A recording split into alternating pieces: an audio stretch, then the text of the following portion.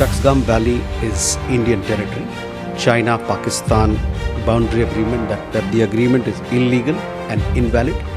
दोस्तों, गलवान में मुंह की खाने के बाद चीन का ड्रैगन अब अपनी काली नजरें हिमालय की एक और संवेदनशील जगह पर गड़ा चुका था।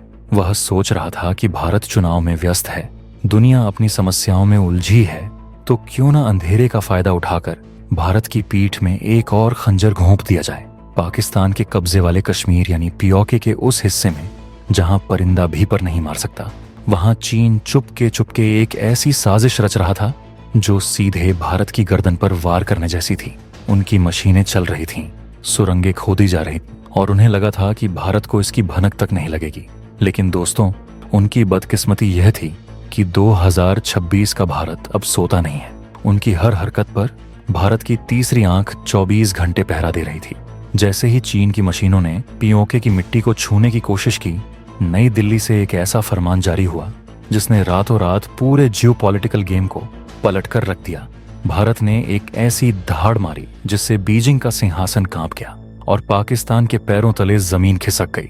1963 का वो काला समझौता जो अब तक फाइलों में दबा हुआ था, भारत ने उसे दुनिया के सामने लाकर चीन और पाकिस्तान दोनों को बेनकाब कर दिया है। आखिर चीन पीओके के किस हिस्से में अपनी सेना उतार रहा था और भारत ने ऐसा कौन सा कदम उठाया है जिसने चीन के ड्रीम प्रोजेक्ट पर रेड सिग्नल लगा दिया है?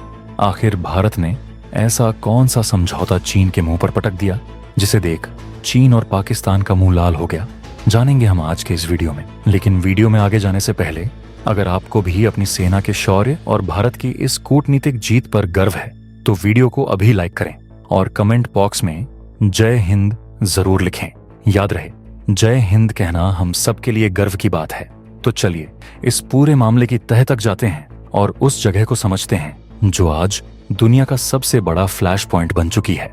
इस पूरे विवाद के केंद्र में है सक्सगाम वैली। ये नाम शायद आपने कम सुना हो, लेकिन सामरिक नजरिए से ये भारत के सिर का ताज है। 5180 वर्ग किलोमीटर में फैला यह वो इलाका है जो कानूनी तौर पर भारत का है, लेकिन जिस पर पाकिस्तान ने अवैध कब्जा कर रखा था। कहानी में असली मोड़ तब आया जब पाकिस्तान ने अपनी फितरत के मुताबिक गद्दारी की और 1963 में भारत की यह बेशकीमती जमीन एक अवैध समझौते के तहत चीन को गिफ्ट कर दी। सोचिए, जमीन भारत की, कब्जा पाकिस्तान का और गिफ्ट चीन को। यह इतिहास की सबसे बड़ी भू राजनीतिक चोरियों में से एक थी।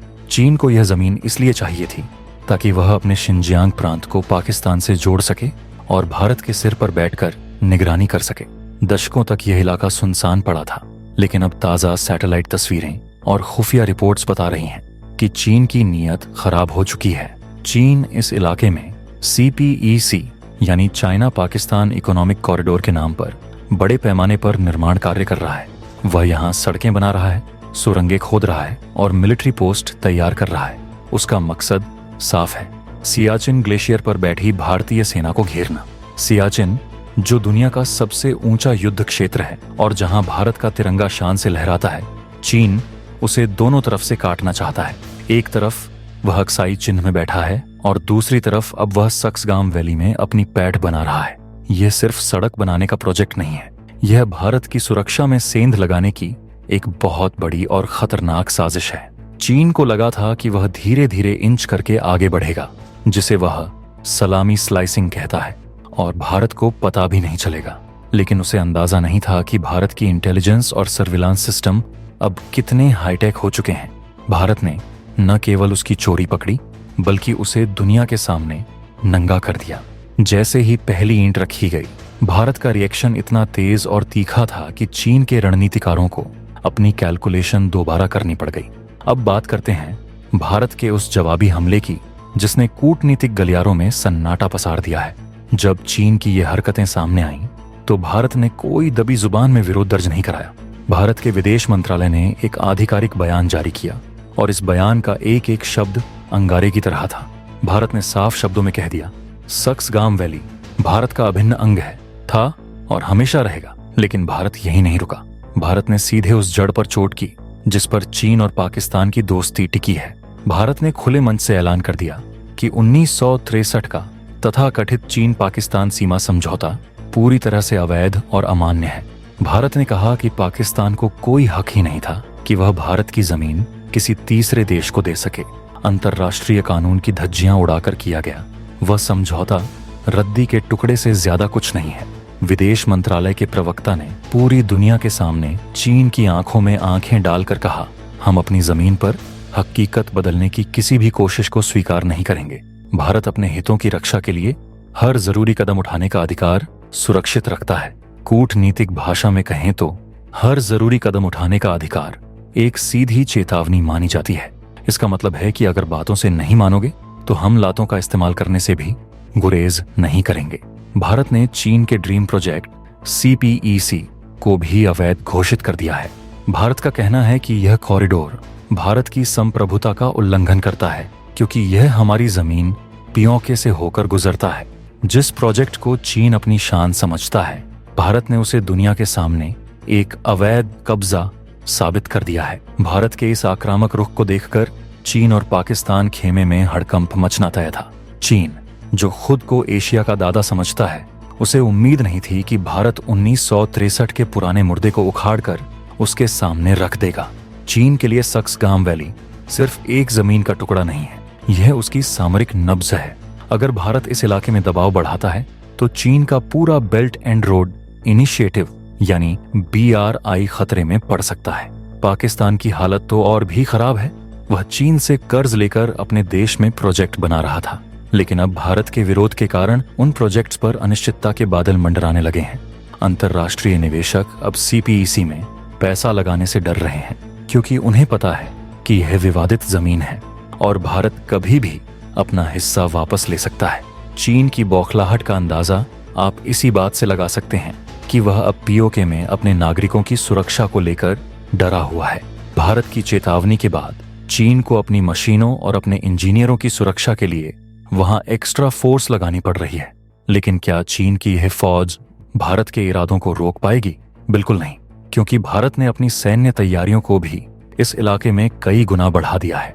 लद्दाख से लेकर अरुणाचल तक और अब सियाचिन के पास के इस सेक्टर में भारतीय सेना हाई अलर्ट पर है। हमारे पास अब राफेल जैसे फाइटर जेट्स हैं जो मिनटों में इन घाटियों के ऊपर मंडरा सकते हैं। हमारे पास ऐसी मिसाइलें हैं जो पिन पॉइंट एक्यूरेसी के साथ दुश्मन के बंकर्स को तबाह कर सकती हैं। भारत ने यह भी साफ कर दिया है कि अब हम यथास्थिति में विश्वास नहीं रखते। यह टिट फॉर टैट यानी जैसे को तैसा वाली रणनीति है। चीन समझ चुका है कि यह नया भारत है जो डोकलाम में भी अड़ा था, गलवान में भी भिड़ा था और अब सक्सगाम में भी। वह पीछे हटने वाला नहीं है।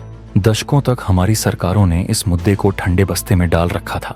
हमें लगता था कि अगर हम चुप रहेंगे तो चीन शांत रहेगा, लेकिन वर्तमान सरकार ने उस पुरानी सोच को कूड़ेदान में डाल दिया है।